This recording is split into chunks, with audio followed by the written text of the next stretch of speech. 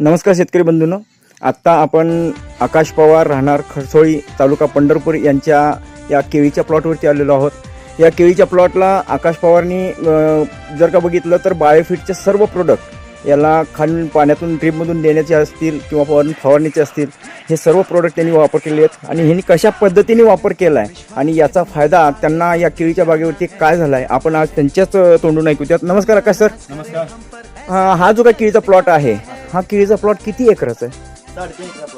3.5 acre. 3.5 एकराचा हा plot आहे आणि साधारणतः जर का बघितले तर वेन ही तुमची जवळजवळ 100% वेन झालेली आहे आणि ह्या झालेली आहे, वन टाइम वेन झालेली आहे आणि माल सर्व एकदम एक समान माल आहे, म्हणजे व्हेरिएशन कुठं नाही आहे।